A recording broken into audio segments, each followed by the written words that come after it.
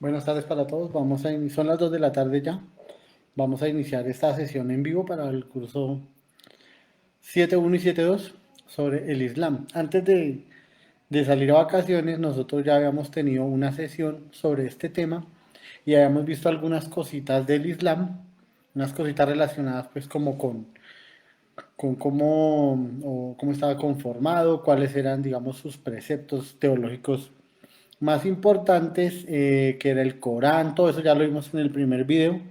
Ahora vamos a ver un poco como el origen, cómo surgió el Islam y por qué resulta ser hoy tan importante, pues para, digamos, para todo lo que tiene que ver con varios conflictos que hay en algunas partes del mundo. Entonces, y vamos a ver principalmente pues como de qué se trata un poco la historia de Mahoma. Eso es como lo que vamos a ver en estos 20 minuticos que vamos a trabajar.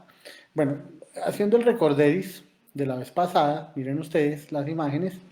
Hemos visto que era el Corán, que era la piedra sagrada de la Kaaba. Aquí están, pues digamos, como los 5 preceptos. Recuerden que era el acto de fe, la oración, el ayuno, la limosna, la peregrinación a la Meca. Miren ustedes la ciudad de la Meca y la piedra de la Kaaba, etcétera. Vimos que era el Corán, el libro sagrado, que estaba en verso. Vimos que el árabe se escribe de derecha a izquierda y no de izquierda a derecha, como se hacen en otras lenguas, en otros dialectos. Y digamos, para empezar ya con el aspecto teológico y de origen del Islam, pues el Islam considera que el cristianismo y el judaísmo son religiones hermanas. Aquí está, por ejemplo, un musulmán con un judío y pues cada uno tiene su libro sagrado, ¿no? Los cristianos en general, católicos, ortodoxos, tienen la Biblia, los judíos tienen la Torá y los musulmanes el Corán. Se trata del mismo Dios, se trata, digamos, como de las mismas creencias de forma pues muy básica, pero los musulmanes creen que el último profeta pues fue Mahoma. Mahoma nació en la Meca, en la ciudad de la Meca, en el año 570 o 71, eso no está muy claro. De todas maneras, nació allá y a él se le considera el último profeta del Islam y el verdadero revelador de la palabra de Dios a los hombres. Por favor, observen acá que el niño, el profeta, se le, no se le representa la figura de su cara, de su rostro, y siempre está rodeado de un aura de llamas o algo así. Por el estilo, ya ahorita les voy a explicar, pues por qué no pasa eso. Mahoma, como ustedes pueden ver aquí, tampoco se le representa la figura.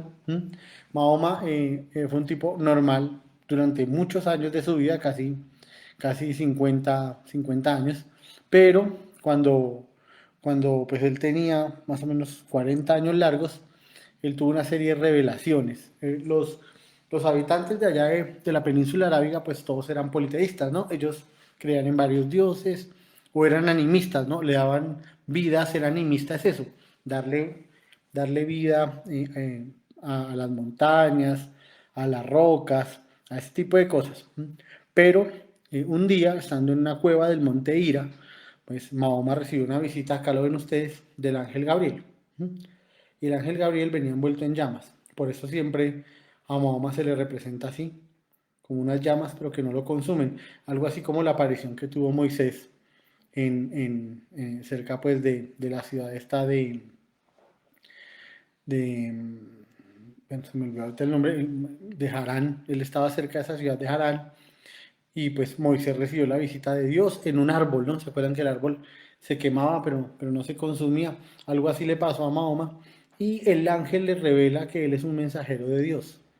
Alá es el Dios en árabe, entonces él es el mensajero de Alá y a Mahoma le dan una misión, ¿sí? Comunicarle un sentimiento de renovación, de sumisión a Dios y de abandonar las creencias en otros dioses. Digamos, básicamente, esa fue como la primera gran, digamos, revelación que tuvo Mahoma, ¿no? No creer en otros dioses, sino en no solo, pues, que es Alá. Entonces, Mahoma empezó a revelar a sus familiares primero, ¿no? Como a revelarles estos mensajes que él recibía y en un principio pues nadie le creyó, ¿no? Obviamente, creían que estaba así como enfermo de la cabeza, pero pues poco a poco él va a empezar a impulsar ese mensaje. Entonces, ¿cuál era el mensaje? Existe solo un Dios frente al politeísmo pues, de los árabes tradicional, ¿no? Solo un Dios, los demás son falsos. Hay que ocuparse de los desheredados. Existe la resurrección, perdón, después de la muerte. Alá, Dios es único, omnipotente, es decir, que todo lo puede hacer. Omnipresente, es decir, que está en todas partes, que es misericordioso, que es bondadoso, etcétera. Recuerden que los musulmanes tienen más de 99 cualidades en Dios. Entonces, Mahoma empezó a predicar esos mensajes y pues al comienzo, pues repito, la gente lo tomaba como algo gracioso, después poco a poco muchos se van uniendo a su causa y luego ya los dirigentes de la ciudad de la Meca creen que Mahoma lo que está es urdiendo un plan para hacerse con el control de la ciudad y pues quieren asesinarlo. Entonces Dios se le presenta a Mahoma, o el ángel Gabriel se le presenta a Mahoma y Mahoma huye de la ciudad de la Meca hacia la ciudad de Medina. Esta huida, esta salida de la ciudad de la Meca hacia la ciudad de Medina se conoce como la Égira. Égira es una palabra en árabe que significa huir y Mahoma huye de la Meca hacia Medina para salvar su vida. En el camino, vean ustedes esta imagen tan curiosa, en el camino Mahoma sabe que lo están persiguiendo para matarlo y ya sus perseguidores están muy cerca y el único escondite que él ve es una cueva, pero no quiere entrar porque él sabe que si entra a la cueva pues no va a salir, pues sus perseguidores van a entrar a la cueva y lo van a matar. Pero Dios le dice que entre con toda confianza a la cueva y se oculte ahí. Mahoma lo hace y en solo un instante Dios obra un milagro, hace que una araña deja una red, miren ustedes aquí, a la entrada de la cueva y que un ave haga un nido rápidamente y deposite unos huevos. Cuando los perseguidores llegan a la cueva, la única que está pues en toda la mitad del desierto, ven la telaraña, ven el nido con los huevos y dudan de que una persona pueda estar ahí, entonces siguen de largo. Eso es en esa ocasión entonces Dios le salva la vida a Mahoma y Mahoma pues continúa su camino. Aquí está el mapa, miren ustedes, este es el Mar Rojo, qué pena, este es el Mar Rojo, acá, acá queda la ciudad de la Meca y Mahoma huyó en el año 622 aquí a la ciudad de Medina, hoy se llama Yatrib, una ciudad allá en Arabia Saudita.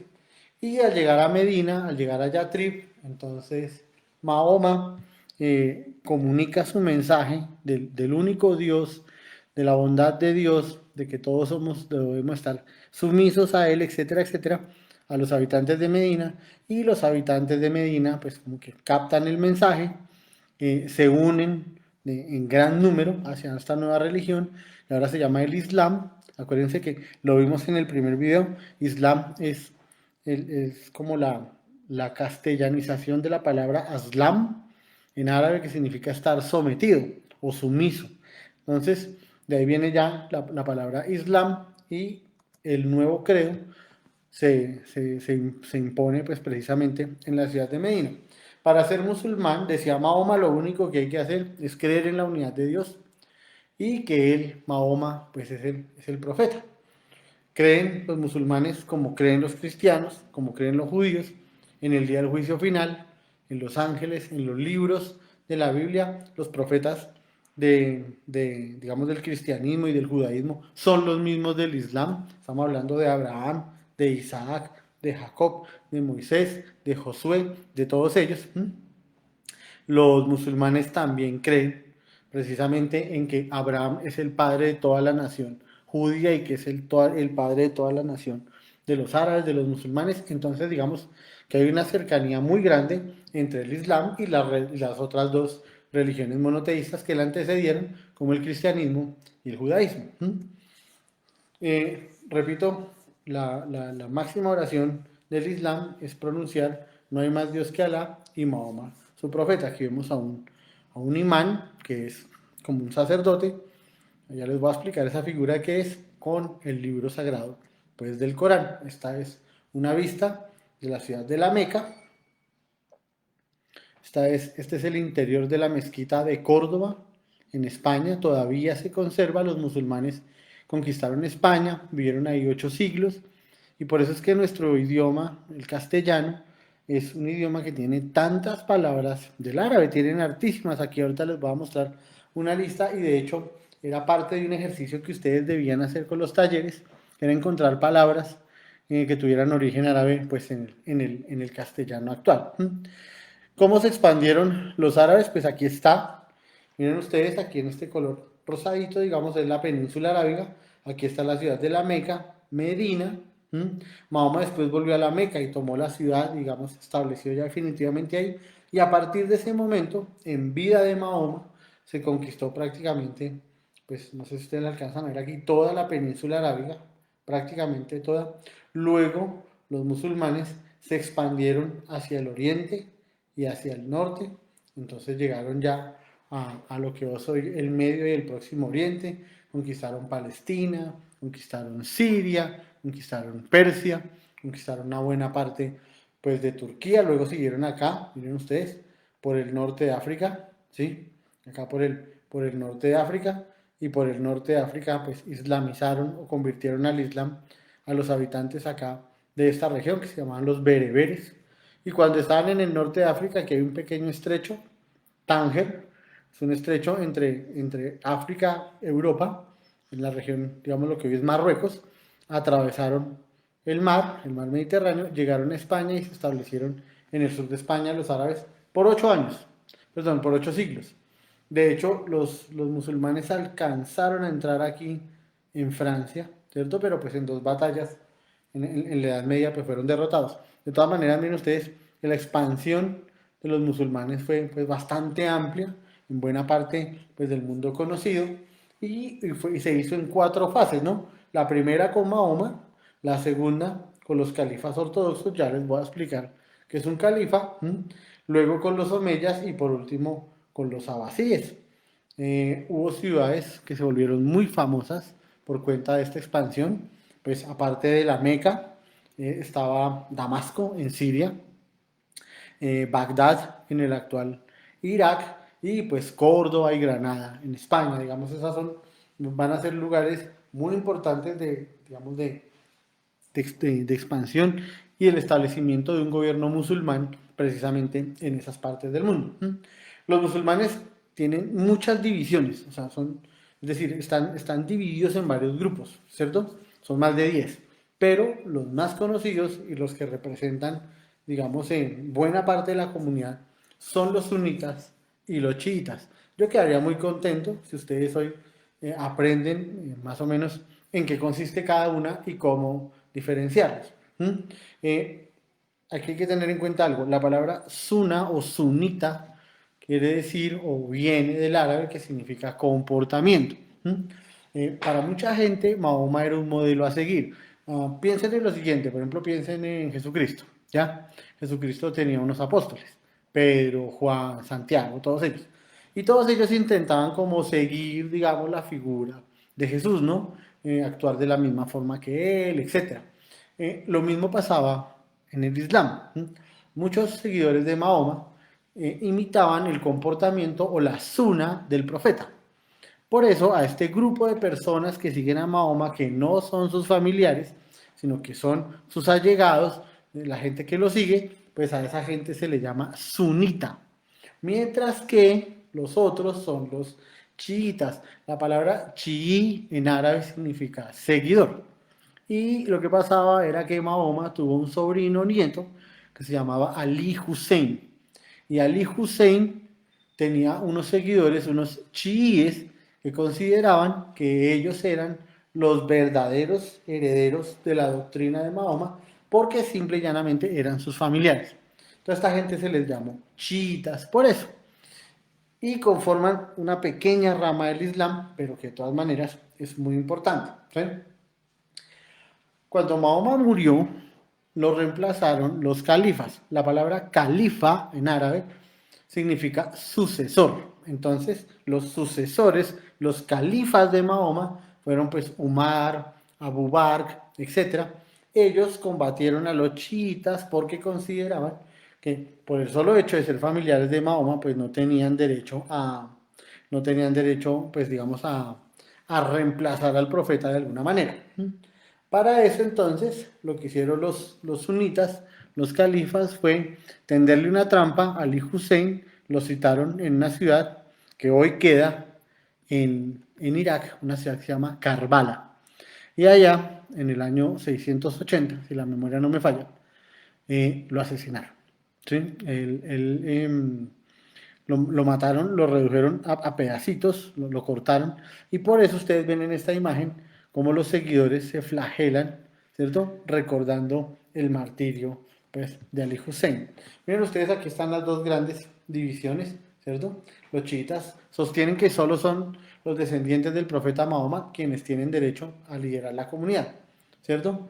Hoy en día el 90% de los chiitas está repartido entre Irán, entre Siria, una parte del Líbano y una parte pues en Irak, ¿cierto? Uh, los chiitas tienen dos variantes, los alawitas y los drusos. Unos viven en la parte de los altos del Golán del Siria y otros pues en Siria. Entonces, digamos, hay muchas variables dentro de los chiitas. Los sunitas sostienen que pues no hay que ser familiar de Mahoma para tener el liderazgo de la comunidad, ¿cierto? Son la mayoría en el Islam, están en Turquía, en Arabia Saudita, en Egipto, en Jordania, en casi todos los Emiratos Árabes Unidos. Y tienen una variante religiosa muy complicada que se llama el wahabismo, que ellos son los que creen que la mujer debe estar completamente pues sometida a la autoridad del hombre. Aquí ustedes ven que en verde ustedes van a ver la proporción de chiitas que hay versus sunitas en el mundo árabe. Entonces ustedes se dan cuenta que los sunitas, los de color, digamos, morado, lila, son la mayoría, mientras que en verde están pues los chiitas, que son la minoría dentro del mundo pues islámico. ¿Cómo se organizaron los musulmanes después de la muerte de Mahoma? Entonces, los líderes se llamaron califas, los sucesores de Mahoma. Y ellos tenían a su vez unos consejeros a los que llamaban visires.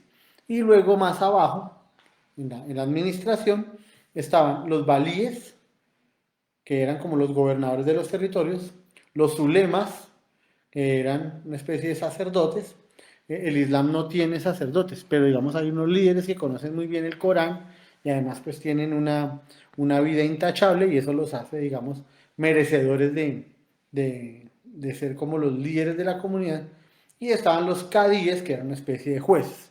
Entonces esta era más o menos la organización política del Imperio Árabe a la muerte de Mahoma.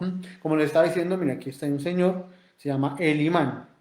La palabra imán en árabe significa el que está por delante. Entonces los imanes son los líderes religiosos, son las personas que conocen muchísimo el Corán, de hecho algunos se lo saben de memoria, y tienen una vida pues intachable, es una cuestión moral muy ejemplar y todos lo siguen pues por eso. A partir del año 634 entonces, 4 califas van a asegurarse la expansión del Islam. Aquí está el famoso Abu Bakr. Ese es el primero, Omar, la palabra Omar, en castellano significa el más grande. Uthman y Ali, ellos van a ser, digamos, los grandes sucesores de Mahoma al comienzo. Miren ustedes la mezquita de los Omeyas, de la dinastía Omeya, en Damasco, en Siria. Las mezquitas son lugares de oración en el Islam, así como está la iglesia en el cristianismo, o la pagoda en el budismo, o la sinagoga en el judaísmo. En el Islam se llama mezquita. En Bogotá hay dos. Hay una muy importante, hay en la calle 80 con carrera 30. Ojalá podamos el año entrante ir, pero digamos, allá está. Y son sitios muy grandes de oración en donde las mujeres ocupan la segunda planta, ¿cierto? Y los hombres el primer piso. Normalmente en muchos países, hombres y mujeres oran por separado. Luego de los primeros 4 califas, que ya vimos quiénes son, Umar, Ali, Abu Bakr, etc., vienen los omeyas. Los omeyas se asentaron en Damasco, la actual Siria. Y ahí fue donde el Islam, pues digamos, se expandió más o menos hacia las digamos, proporciones actuales. Con esto vamos a terminar esta transmisión de hoy para hacer mañana o el martes la última ya parte del Islam para que ustedes puedan conocer, digamos, los aspectos más importantes y tiene que ver precisamente con lo que estaba hablándoles ahorita, ¿no? Que es la organización política del imperio en cuanto a unidos, en cuanto a la creencia en Dios, en Alá y en el árabe. En esto quiero ser muy claro, ¿no? Los musulmanes en su origen eran árabes, estaban en la península arábiga y todo esto, y utilizaron el árabe, el idioma, como medio de expansión.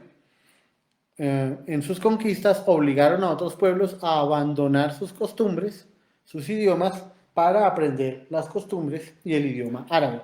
Eso es muy claro, por ejemplo, con los pueblos del norte de África. Entonces, a partir de esos dos elementos de unificación, primero, la creencia en un solo Dios, y segundo, la importancia del árabe, de ahí se vino toda pues la conquista del imperio pues musulmán, ¿no? Para que ustedes lo tengan en cuenta. Aquí terminamos. Recuerden que nosotros ya vimos lo del Imperio Bizantino. El Imperio Bizantino convivió muchos años, siglos, con los árabes, con los musulmanes. Y adaptaron sus leyes, adaptaron incluso muchos de sus sistemas administrativos, de impuestos, etcétera, etcétera, etcétera. Entonces, siempre ha habido un acercamiento entre las dos culturas. Acá vemos, por ejemplo, un emir, ¿cierto? Si lo ven aquí el emir y acá le está rindiendo pleitesía uno de los sacerdotes precisamente del Imperio Bizantino, un ortodoxo. Los que están viendo la transmisión ahorita, no olviden escribir en la caja de comentarios su nombre y su curso, y si tienen alguna pregunta que hacer, por favor, me la escriben ahí para yo contestarla. Si no pudo ver el video ahorita, lo ve después, e igual, cuando esté viéndolo, escribe en sus comentarios el nombre del curso, pues para yo saber que está asistiendo. Oportunamente les diré entonces cuál es nuestra próxima transmisión para seguir y terminar ya este tema del Islam, que le falta poquito, y poder seguir avanzando en todo lo que estamos viendo. Les agradezco muchísimo su atención, espero que les haya gustado el video y repito, me escriben para poder seguir en contacto. Muchísimas gracias y si no tienen ninguna pregunta, entonces nos vemos yo creo que el próximo martes ya para seguir con el tema. Un abrazo para todos y para